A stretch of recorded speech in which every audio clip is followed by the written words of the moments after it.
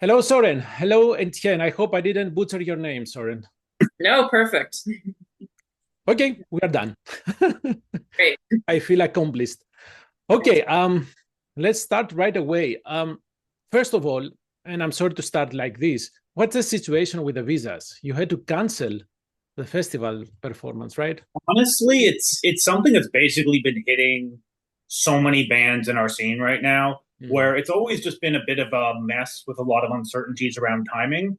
And when we first submitted for our visas, we were told that the standard processing time is around 2 to 3 months. Hmm. We had started to hear it might be more like 3 to 6 months. At this point, we've been told it'll be 9 months or more. Hmm. Um, and it's nothing specific. It's just the general world state right now, for many reasons, is causing that kind of shift. Hmm. And it's tough because you have the opportunity to, hey, you can pay like $3,000 to get your visa application sped up. Maybe you'll get it, maybe you'll come in time. The reality is that's just not economically feasible for a band like ours Hmm. in our situation. And yeah, it's really unfortunate. We're not the first band this has happened to. This year, I've unfortunately seen some other Canadian names pulling out of American dates. But yeah, it's always challenging with getting visas to the States. We did get ours no problem last year, in just I think a Yeah, couple months when we toured the States. But I think they came faster than we were expecting last time. yeah, But but yeah, obviously the situation is different now, and yeah, it's really unfortunate, but it's pretty out of our control, like at this stage. But we did apply like yeah, way back last year, and we thought we were being overly cautious by applying yeah. back then. But So I yeah. feel honestly at the end of the day, like I feel fine about it. Like it obviously sucks, but I'm grateful that this wasn't our fault, and there's nothing really we can do about it. So ultimately, the world's going to be what the world's going to be, and life's going to be what it's going to be, and we're excited to be playing some Canadian dates to celebrate the album coming up quite soon. So, Mhm. Yeah. and hopefully we'll make it to the U.S. later in the year, but ultimately that's we'll see what happens. There is always Europe because this type of metal you guys play is perfect. It's perfect. Oh, that is the dream. That is honestly, with the current situation in the States, we're thinking really hard about pivoting to either once this visa comes in or doesn't. Once that's done with, I think we're looking really hard at pivoting to Europe to Yep. promote this because Yep. I I do Mhm. can think see that. audiences dig it. As Yeah. much as it pains me, I can see that absolutely. Yeah. So, the album was released earlier in YouTube, right? Yep. And in fact, I got my vinyl, I think, a week ago, even longer. So, Yeah. what's going on? What are you doing?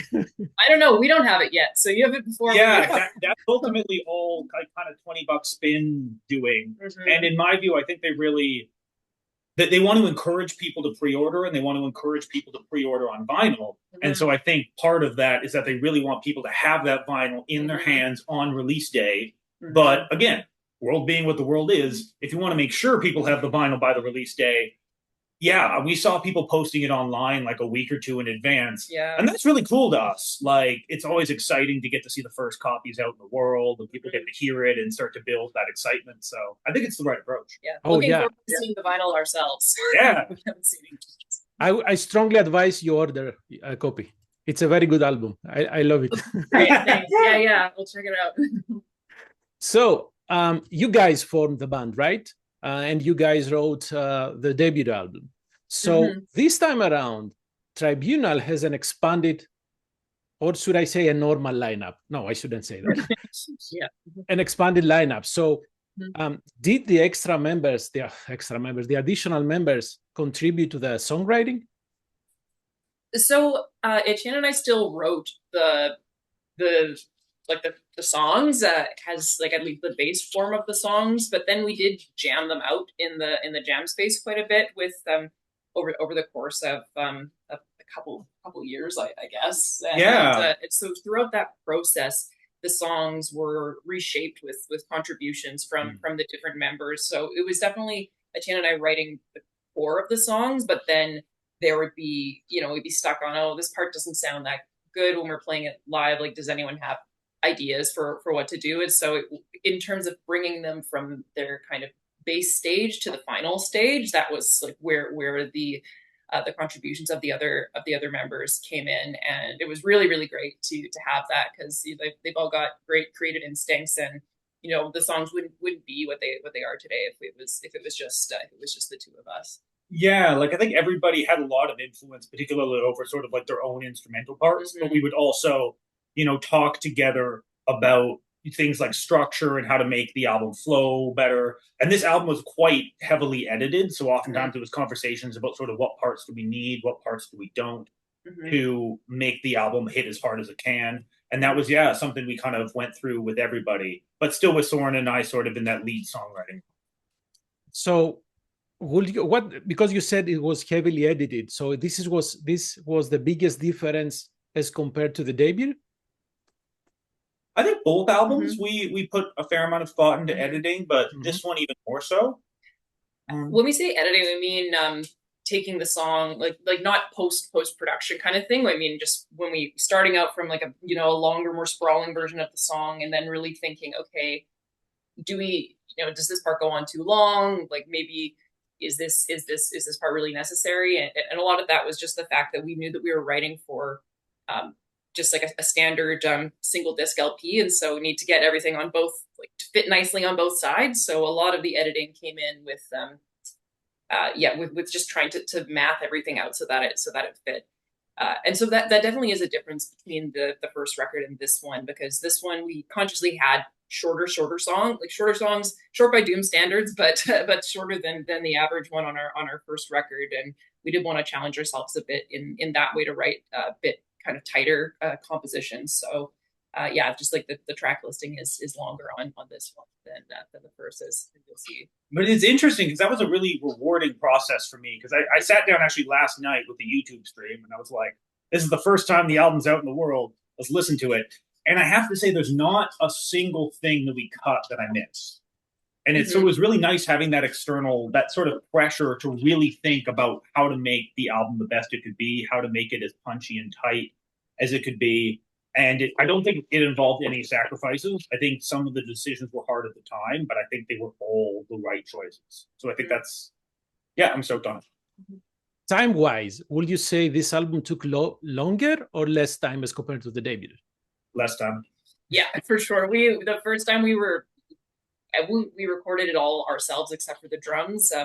We did the same with this record, except we had more hands on deck and we knew what we were doing. So that really helps. So we also worked with a local producer in town, Jesse Ganders, so we could go into the studio with him and do a lot more of the editing and creative decisions around tone and balance just in real time, which is just so much faster than kind of going back and forth with notes. And we were also able to consult him throughout our own recording process. So he would give us some advice about, okay, if you're going to do your vocals at home, then this is the kind of setup that you need to use. This is the kind of interface. And then we would send him some samples and say like, okay, does this sound okay? Is this workable? So I think that part we felt a lot more secure in knowing that, okay, the quality of everything that we're recording is fine. And we didn't need to, worry about doing it again and again. And so it was definitely a lot tighter. Also, Jessica, our guitarist, did the recording for both Etienne and her guitars, which was good.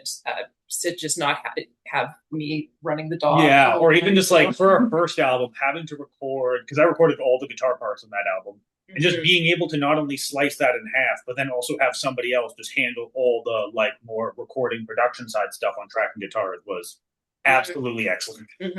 Made things go a lot faster. So, Soren, you basically answered to my question. What was the motivation to work with Jesse Gander, right? And you just explained that. Yeah, we started out just tracking drums with him in his studio because our drummer Julia was keen to work with him, and we just had a great time with him. And at the time that we did drum production, I think it was still an open question what we wanted to do for a producer. But that experience was very much, we had a great time with him. The new Ancients album was starting to enter like the promotional phase, and he had done that album as well. And they don't sound just like us, but it was definitely proof he can do a a good heavy metal record. So, and they just won the Juno, the Canadian Grammys for like metal album of the year. So yeah, big achievement. Yeah, and I was at first when we were talking about working with Jesse, I remember having a bit of a hesitation about thinking like, oh, like should we go shop around for someone probably in Europe who's done some things that sound really similar to us, and I was feeling like, oh, is it going to be a good match if he hasn't done something really in this style? But just when you listen to like the work that he does across different genres, and knowing some other musicians who've worked with him, like he's a good producer is a good producer, and I think that he was very good at just being able to bring kind of the vision that we had into the sound. Like we gave him some references, and he'd be like constantly like flipping back and forth between some like My Dying Bride records or Candlemass solos or something, and trying to like match the guitar tone and everything. So he had a really good ear and a really pleasant guy. So it was that was a decision that we made, also thinking about the benefits of having an in-town producer, because Markov is a longtime friend of mine who we worked with on the first record, and that they live in Portland. Of course, going back and forth to the States is even more challenging now than it was before. But I just wanted to try kind of a different experience that was more not a full in the studio experience, but a little bit more being in the room during the actual production process, where think a very simple example. Like imagine there's a guitar part, there's a lead guitar. You're like, oh, you need that to be a bit louder. Oh, no, that's too loud. Can we get that a little bit quieter? Okay, they're just right. That'll take you 30 seconds in a room with somebody, and it might take you 2 weeks. And every time the producer has to export it, they have to send you the files. You have to download the new files. You listen to them. You go, not quite right. So a lot of those little tweaks are just so much better. I'm laughing because back in the day, this is how bands were making music most of the time, right? Sitting in the same room rather than exchanging emails. Although I can see the benefits of doing that remotely. Because you can work with any producer anywhere in the world. Correct. But again. Oh, sorry, go ahead. That we did go choose to work to work with Greg from Esoteric for the mastering, who's someone who's much more kind of specifically in the genre and would have that specific touch, but is someone who's does not live in Vancouver, Canada. But it's a little easier with the mastering. It's kind of more broad strokes. So you said this album took less time. To my ears now, as a listener, there are so many layers, and even starting from the cover artwork that I know, Soren, you drew, from the lyrics to the music, there is so much detail, so many layers. So I'm surprised that it took less time. Less time, trust me, still means a lot of time. We worked incredibly hard on this album. Just think in a lot of ways we worked more efficiently, and we knew what we were doing. But trust me, both of us worked very hard and slightly lost our minds making this album. Okay. Both of us are very very, very detail-y people who think a lot about everything that we're doing, and every kind of little section and every little part is something that was definitely very consciously thought about, especially since we've gone through this whole editing process. But in our first record, it took longer because we were still kind of finding our sound as a band and finding our identity as a band. We were also in the void of COVID for a lot of that, so we could take however long we wanted. This one, we definitely had a lot of energy behind us as well, knowing that we were going to be releasing it with $20 spin. It's big incentive for us to okay, there are going to be people who are actually going to listen to this, and it's going to be released on beautiful vinyl through this great label. So we were really excited, and I think that certainly propelled us to want to take this record to the next level. And my dog making an appearance here, so I think we're very excited. So it definitely propelled us. So the drawing, when did you start envisioning the concept that you want to do? And related to that, when you guys started writing the lyrics, who writes the lyrics, first of all? we split the lyric writing. Okay. Yeah, so our songwriting process tends to be that we each write about half the music, and we tend to write lyrics for the songs that we write. But then we collaborate pretty deeply on the arrangements and the sort of pulling the songs together. So I think all songs written by either one of us kind of have touches from the other. There's one exception being The Sword of the Slain, which for varying reasons ended up being a song where I basically wrote all the instrumental music, and then Soren wrote all the lyrics and the vocal parts. But yeah, I would say in terms of when we write the lyrics, those tended to be written throughout the process, but refined as we went. We started with a vaguer concept, and we started to narrow in over time, and the lyrics were sort of refined over time to reflect that. And I think we would bounce around vague cover concepts for like years since we started working on the album, but it didn't start getting locked in until pretty late in the process. Yeah, I've always thought that well, I find that I relate the sound of an album and my experience of an album so strongly to the cover that I feel like I can never fully visualize the cover until we have the actual album basically all together and I have the full vision in my head. So it's yeah, of course it would be easier to kind of do it earlier on, but then I feel like I would just have the sense of, oh, are we creating the sound to kind of match the album art, or I would already have it in my head. So we're not writing enough purple riffs for the purple album. Yes, exactly. But we did a lot of spitballing ideas back in the summer. I remember we did it a fair bit when we were on tour. It was just a great time when all of us are just stuck in a van together for a long time, and we did a lot of exchanging. But even I remember, like by Thanksgiving was the time I remember it really started to feel like we were dialing down in on sort of really what we wanted. But even then, we were still like pretty open-ended for different ideas. Yeah. So when I started doing the actual art, I think I started in October is when I actually bought the canvas and started painting, and then it was done. I think it must have been like late October or something, and then it was done in December. So I was working at it for a long time. The piece is physically bigger than last time. I should really just I physically have the piece in my house. I should just like bring it into these in the background of these interviews. That would be a very fun interview prop, but yeah. Because like the Weight of Remembrance covered right there, but I think the In Penitence And Ruin is upstairs. Yes. Well, I could maybe for next one, but anyways, it's yeah. Do you think I should? How much do you edit your videos? I do not. Feel free to do that. It's fine. We are not CNN. Come on. Like 5 minutes. Why don't okay. Oh, actually, my spouse is gonna run upstairs and grab the painting for me. He's on hand, thankfully. Yeah. So it's a physically bigger piece than it was last time, and I'm not. I've only done a little bit of work in oil. The first painting was done in oil, and this one was done in oil as well. But prior to that, I had mostly worked with acrylic or charcoal. So oil is a very particular medium, and I've really loved working with it. But it's got you have spent like 1,000 hours. I spent 1,000 hours. Okay, we can wait. Here is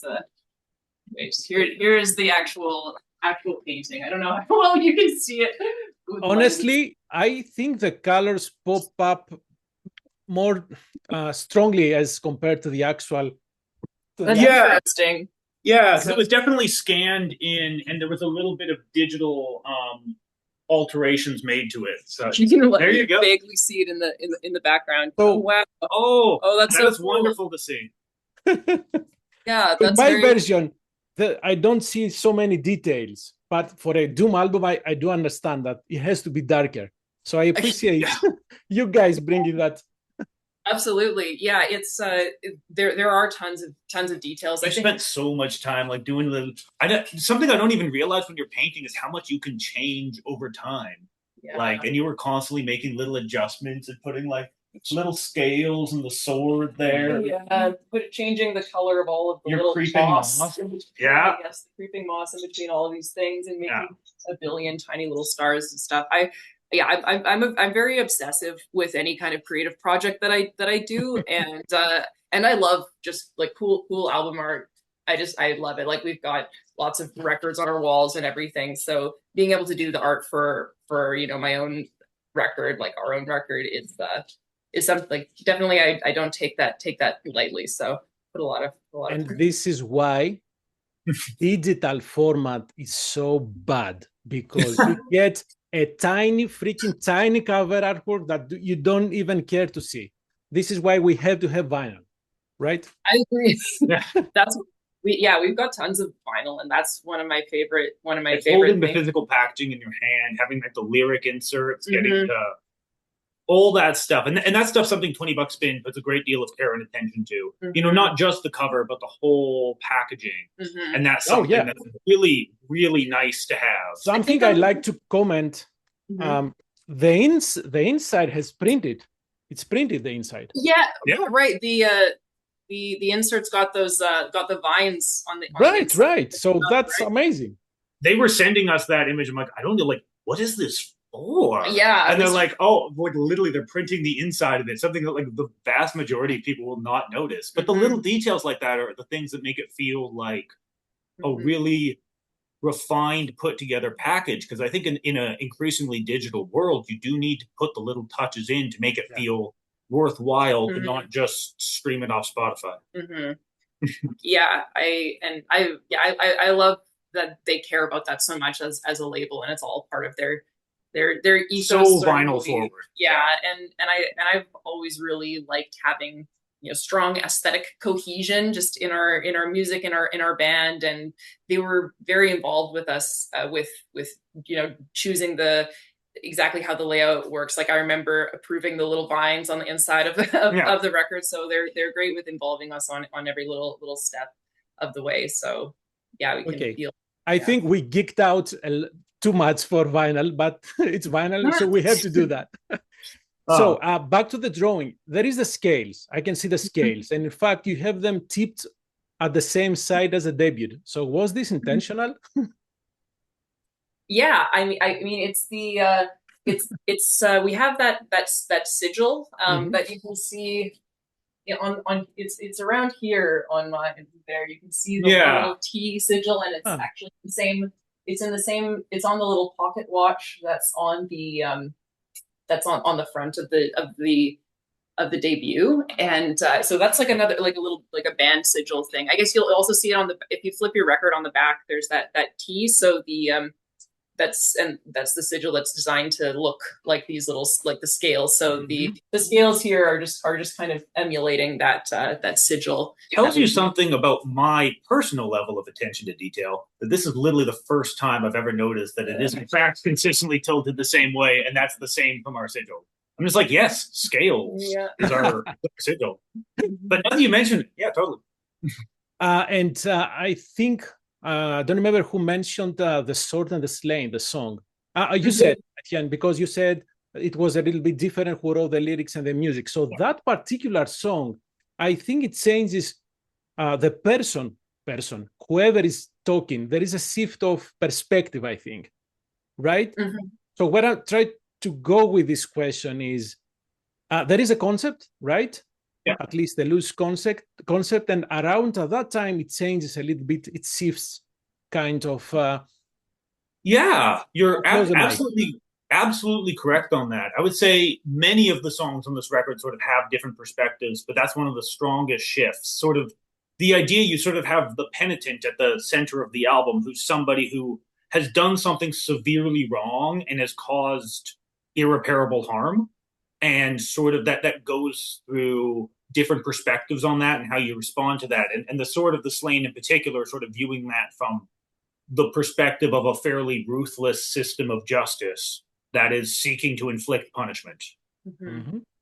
Yeah, so it's that one is from the perspective of someone passing judgment, and it's presented in kind of a very dramatic way, and in a way that's kind of looking down at the person who's done this wrong. But we're also trying to bring in the elements of that complicate that, in that the Sword of the Slain is like the idea that this person who's doing it thinks that they're doing it because they think that they're enacting justice for someone who's who's been killed or harmed, and so there's like this feeling of justification in doing that, and then of course that's part of the impulse that we all have in response to justice. So like, oh well, there has to be some kind of justice for people who can't stand up for themselves, but this is kind of showing the more extreme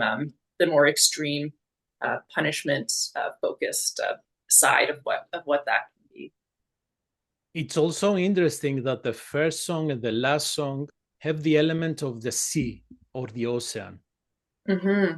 Yeah, that was one of those things that kind of snuck up on us. Was not necessarily a deliberate choice. Because actually, like Incarnadine was not the first go-to for opener. That was sort of one of those later decisions we made. Though Between the Sea and Stars was always in the closing slot if we were ever going to do it. But it does create a really nice symmetry, and that's something I've learned on both records. Sometimes, like some stuff you plan really deliberately and it comes together. Other stuff just kind of happens, and you're like, "Hey, that's cool." Yeah, and it was really nice that it ended up being that kind of pairing. And for a long time, another thing, that a rabbit hole that we went down that didn't end up showing up, is that we were looking at doing like different like sea, like stormy samples, like some ocean sounds or something, like at the beginning and at the end of the record. And we ended up just by painstakingly creating many little combinations of different wave samples and everything. I kind of blocked that out of my memory, and I'm just remembering that right now. I think across the board, initially we had a vision of an album that had a lot more samples in it, a lot more sounds of different things to create an atmosphere. But I think that was part of a process. As I was listening to the demo versions, I was thinking to myself, like the pre-mix versions, I was like, this sounds like we create more than enough atmosphere with the music and the instruments. Right. And this is just going to make it muddy, and I think let's let the songs stand for themselves and not put like canned spooky noises on top of it. But it makes me glad that that's something that you kind of that you picked up on as a listener. Because you still connect with it without the canned noises. So, and we also have the video. So for Incarnadine, which is a very wet video, definitely very wet, very cold. Oh, I had a question about that, because I was asking where and when did you film that? Because it must have been very cold. Yeah, it was like a month or two ago, and that was like, I'm going to call that like dabbling with hypothermia type territory, filming that. Yeah. Oh, we had to be real careful, like keep the car running, like keep a spare change of clothes type stuff. Absolutely fucking frigid. Yeah, it was perfect. Really... Yeah, that was very definitely Canadian. A thing where we're like, okay, we're sacrifices for the art. When we were getting, we did the first round of shots on one day, and then realized that we didn't quite get the shots we were looking for. There were a few ones that were missing, and so just Etienne and I went back to the beach a few days later to do that, and to get the shot where I was laying on my back. I started getting this pain in my head that I don't think I've ever experienced before. Because your head's in freezing cold water for too long and you were starting to die. Yeah, we're also on this like super populated, crowded, like touristy beach in Vancouver. And like I'm like standing over her, like knee deep in the water trying to film, and the waves just kept on like shoving you back into me. It was just like really, it's one of the things. The music video looks amazing, but the actual experience was very silly. Yeah. I imagine you guys say, hey, we didn't got pneumonia the first time. Let's go and try again. Yeah. That was kind of the vibe. We were like, we did this last time. Let's do it again. Yeah, no problem. We had to edit out there was a seal that was popping up a bit. So I really wanted to get the seal in as an Easter egg, but the seal didn't. There's some footage of a seal. Yeah, there were some around the ocean. There were some canned geese also that kept going around the front. We were like, I don't know, this looks a little too postcardy, so we didn't feature the geese floating on the water as prominently. I asked for earlier about the lyrics. So in Cardine, how did you dig up that word? And there are lots of, should I say, archaic words there. So it sounds either you have, I don't know. where do you find these lyrics, but these words. But I love that because it is adding an extra layer for me to go through, and it's very rewarding, to be honest. Yeah, I'm glad you felt that, because we try not to overuse huge words. Like, I don't think we've got any other really strange words in our that you need a thesaurus for, but or a dictionary rather. But in Incarnadine, we made that choice because it came specifically from a passage in Macbeth. It's I believe I don't have it in front of me, but it's something like these like will these hands ever be clean? Like, no, these hands will stain green seas in Carnadine, or will turn green seas in Carnadine. And we were thinking a lot about Macbeth in this composition, just because there's a lot of this motif of kind of guilt and the bloody hands, and this and also the dimension specifically of how to deal with a loved one who has done something terrible, and your own feeling of guilt by association and feeling like you've contributed to it. So Incarnadine apparently used to actually mean like flesh color or something, right. But when Shakespeare used it in Macbeth specifically to mean this crimson blood red, it's basically had that meaning ever since. So we thought it was it's a cool sounding word that you have to think about a little bit, and it also gives this very specific allusion to Macbeth, while also meaning like something the color of blood. So thought it was it was a great title. And I think it's the kind of word that works really well as a title, because I think it would be maybe a little bit too esoteric of a reference to just like have like a little bit in the lyrics. But because it has that position as a title, I think the audience thinks, okay, it's actually like it's worth taking the time to look this up. It's worth taking the time to think about what this means, and then get that extra layer of meaning with, okay, it's from Macbeth. It has the tie into the bloody hands and the concept of guilt, and Yeah, reading lyrics tends to be like a lost art. Yeah, but anyways, and certainly people don't understand what I'm saying without reading. So, and that particular song, the way you have used your vocals, Soren, and your vocals, Etienne, to my mind, honestly, I was thinking that it's the same person, and it has two sides of his mind battling together, battling against each other. But I can see also how you your concept. Yeah, I think it was very much that idea of like coming from the perspective of a loved one, and the guilt going both ways. But I also, at least for myself personally, am always very into, having created something and having put it out there and being curious what other people take away from it. And it's been really rewarding on our first album, having people find cool meanings that I never intended and never saw coming, and it's being like, hey, if this means something to you, that's really cool.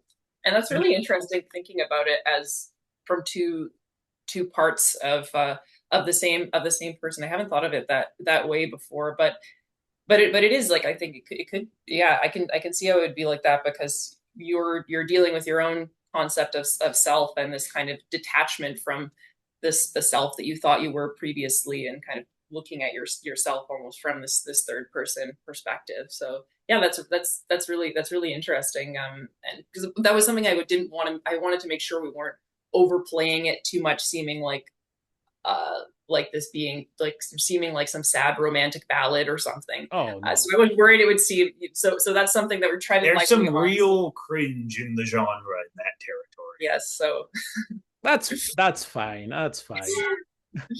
And to go back to my idea, and I thought that I had it right, but apparently I didn't, because in the beginning, the vocals, the clean and the growling vocals are kind of separated. And as you go through the entire album, those voices get more messed up together. So this is how I was thinking, that it starts with an inner battle, and then nobody wins at the end, right? Because it's doom metal. That's one of the things that I love, because I literally had never thought about before, but now I'm kind of going through the songs in my head, and I'm like, yeah, that's a cool progression. And sometimes you make stuff and it's not even intended to be there, and it just patterns come out, things emerge. So that's really cool. Yeah, and I think that's the only song I can think of where we where we separated the vocals a bit more intentionally, like in terms of how they match up with the lyrics. Yeah. Because usually with all of the stuff, it ends up being a pretty aesthetic decision, like who says what. It's not like, oh, we're portraying one side of something versus the other. But that's the only song I think that we have that more. Where we like play characters. Yeah, essentially. But yeah, it does get more tangled up, and that a lot of the album is, as you obviously picked up on, is about this kind of inner battles within this person, and or within a number of people who are dealing with this, and how there's certainly no clear winner at the end. There's a lot of course. And in fact, it's more real life that there is no happy ending at the end. I'm sad to say that, right? But it is life usually. Mm-hmm. I think of the album as maybe having a bit more of like an open-ended ending. Mm-hmm. Like maybe, maybe there's new beginnings, maybe there's second chances. You don't really know. And I think that's something that's open to interpretation as well. And no, sorry, go ahead. No, let's leave a glimpse of light. Right? Yeah. We talked about the sound, and you have cello, you have some keyboard layers there. How did you balance this thing during the mixing? Extremely careful. Yes, because it's a lot of different ingredients, a lot of different instruments. It's a lot of instruments that naturally tend to sit in each other's frequency ranges and get things muddy. Ultimately, for us, I think the core is just prioritization. Mm-hmm. That you can only have so many things cut through at once. And the thing our producer said to us once always stuck with me was like, don't tell me to turn something up. Tell me what you want me to turn down. Because mm-hmm. you can't just keep turning things up. You can't have everything cut through. You have to, like, some of the biggest breakthrough moments we had in terms of this part's not working, what can we do, was just pulling parts out. Saying there's a part in here that's not helping and it's just making things muddy. Mm-hmm. This hits way harder with it gone.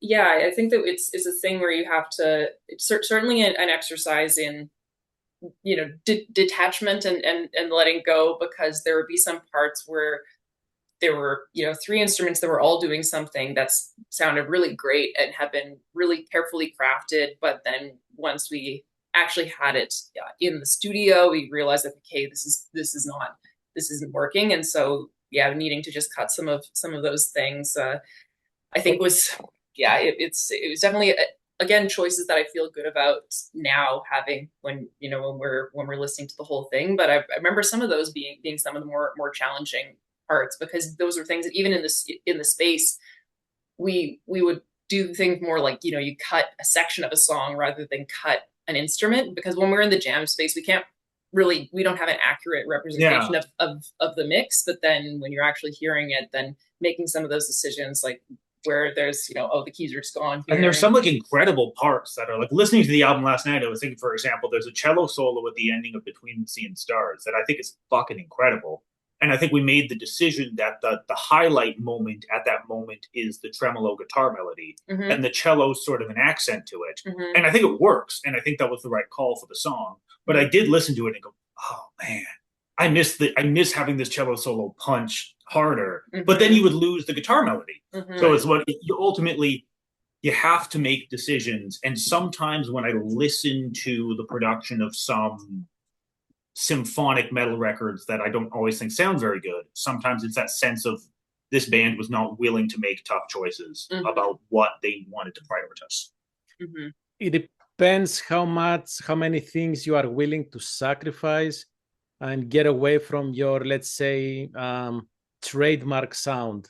Yeah. I'm sorry to say, but some bands, especially the more successful, should I say that, mm-hmm. tend to do that, tend to get into a specific groove, specific box that they don't want to get out of.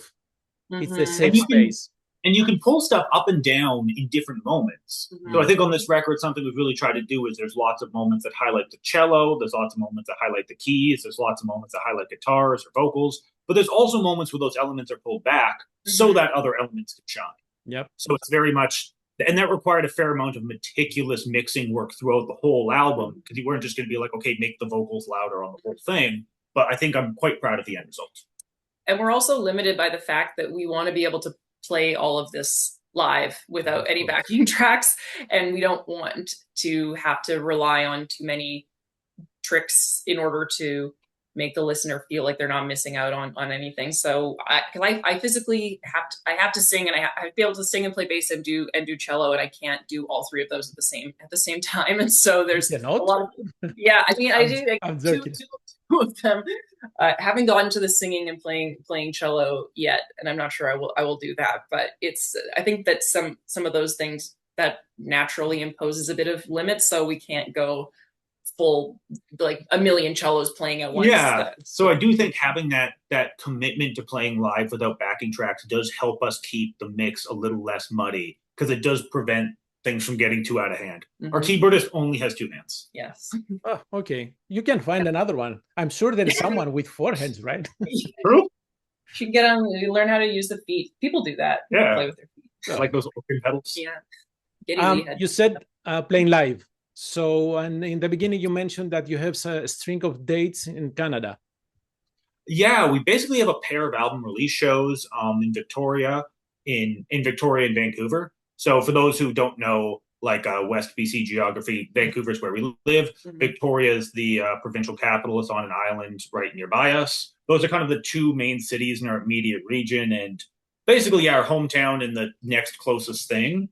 And then we're hoping to get out further later on, but nothing announced yet. But just given the situation with the visas, we're trying to make it work with our plans, and we've toured throughout Canada before, and it was great. Canada can be challenging to tour because everything is very far away from each other, but we've got a great booking agent, and certainly lots of friends and bands that would be great to meet up with along the road. So hopefully we'll get something like that going in the summertime. Such a privilege, like touring the East Coast US. I mean, like, wow, you can drive an hour and a half and have gone from one massive city to another massive city. Yeah. As opposed to like, the Canadian prairies, or like you drive 12 hours and here's another small town. Yes. Wait until you get to Europe, especially Central Europe. You can take 2 hours maybe, and you are in the next town. So that would be really, really cool, I think. Yeah, I was living in I lived in Denmark for a time, and I remember talking to a friend I had there who did some driving for bands, and he was telling me like, oh wow, like it's pretty crazy. Like one day I drove like 10 hours, and it's like I've done that so many times. Yeah, right. So, which is like, I mean, that's great to be able to drive an hour and go to another country. So obviously there's challenges with going to Europe, namely just getting there and renting the gear and getting a van and everything. But I've heard the touring experience is really excellent in Europe, and that people are very much more the hospitality towards musicians, and kind of valuing performers coming through seems to be more of a cultural norm from I can personally attest to that. Thank you very much for your time. I love the new album. I barely scratched the surface, I feel like, and I have been listening to that longer than usually. And hopefully we will see you again here in Chicago. Yeah, would love to. Yeah, thank you so much for taking the time. We really appreciate it. Absolutely. Enjoy the rest of your day, and love the artwork. Thank you. Bye-bye, guys. Bye.